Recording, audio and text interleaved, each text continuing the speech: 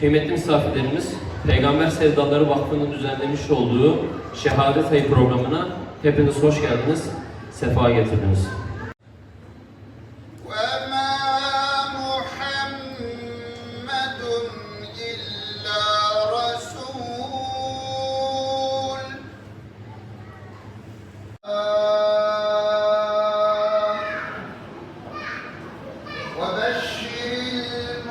Coşar Müslüman. Bu güzel tilavetlerinden dolayı hocamıza teşekkür ediyorum. Okudukları Kur'an yolumuz olsun diyorum inşallah.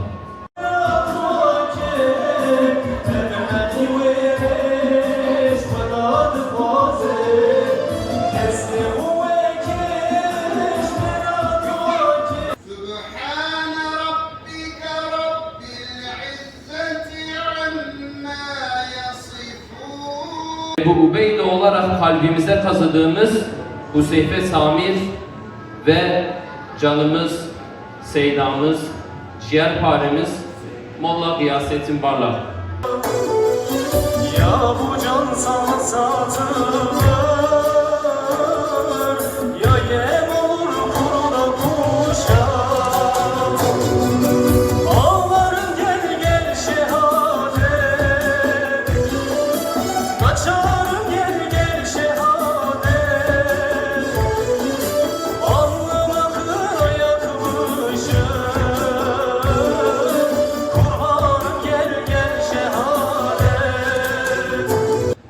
Şehadet bir kaybediş değil, bir adanmışlıktır. İnancın, haysiyeti ve hakikati uğruna canını feda edebilmenin adıdır. Bu toprakların mayası şehadetle yoğrulmuştur. Bizler bugün burada şehitlerimizi yalnızca anmak için değil, onların bize bıraktığı imanı, cesareti ve sorumluluğu yeniden kuşanmak için bir aradayız. Şubat ayı bizlere şunu hatırlatır: şehitler ölmez. Bir milletin hafızasında, bir davanın omuzlarında yaşamaya devam eder.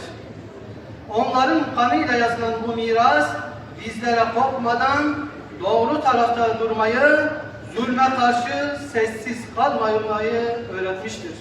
Şuna iman edelim: İstikbal İslam'ındır, zafer İslam'ındır ve biz bu yolda ümit var olacağız. Bugünkü dünya durumuna bakarak, İslam ümmetinin durumuna bakarak asla ümitsiz olmamamız lazım. Ümit var olacağız. Çünkü umudunu kaybeden her şeyini kaybeder. Zaferin başı ümit var olmaktır. Önce ümit var olacağız.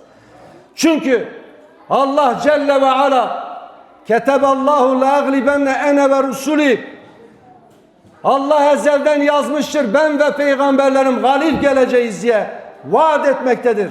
Kur'an-ı Kerim'de bizlere söylemektedir. Çocuklarımıza, gençlerimize şehadeti anlatalım.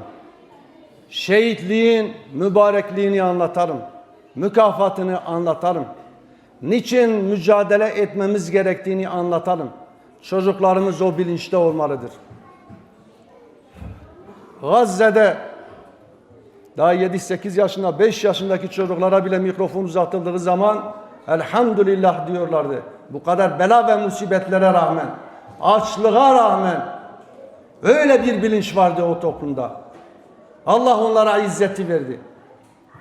Biz de çocuklarımıza bu bilinci vereceğiz. Çocuklarımız, onlara söylenecek olan niniler şehitlerimizin marşları olmalıdır. Şehitlerimizin hayatlarını onlara anlatmamız lazım. Ve bu bilinçle bir nesil gelecek, neslimizi bu temel üzerine bina etmemiz gerekiyor. Bugün başta Kudüs olmak üzere dünyanın neresinde olursa olsun Darül İslam olmuş, daha sonra Darül Harp olmuş. Bir karış İslam toprağı işgal altındaysa oraların işgalden kurtarılması bize göre farzdır. Bütün Müslümanlar her şeyle o işgali ortadan kaldırmakla mükelleftirler. Ve bugün Kudüs'ün halini görüyoruz. Filistin'in halini görüyoruz. Maalesef bu bizim için umut kırıcı olmaz, olmayacak. Ama Allah'a şikayet edeceğiz biz bunları. 2 milyar Müslümana rağmen, 57 İslam ülkesine rağmen hiçbir şey yapamıyoruz biz. Bugün belki içimizde veya siz gidip bir röportaj da yapsanız, deseniz ki bugün Gazze'ye gitmek isteyen var mı? Bu kafirlerle mücadele etmek isteyen var mı? Ben inanıyorum herkes diyecek ki biz gitmek istiyoruz. Biz savaşmak istiyoruz. Bu zalimlere karşı biz de safımızı belli etmek istiyoruz diyecek. Fiili olarak. Böyle bir imkan yok değerli kardeşim. Aramızda coğrafyalar var. Ama biz o mücadeleyi her türlü destekle, her türlü yardımla destekleyebiliriz. O mücadeleye sahip çıkabiliriz. O kardeşlerimize sahip çıkabiliriz. Şehitlerimize sahip çıkabiliriz biz. Ve orada yapılacak cihadı göz önünde bulundurarak burada çalışmalarımızı artırmamız gerekiyor. Hızlandırmamız lazım, etkilememiz lazım. Etkili olmamız lazım değerli kardeşlerim.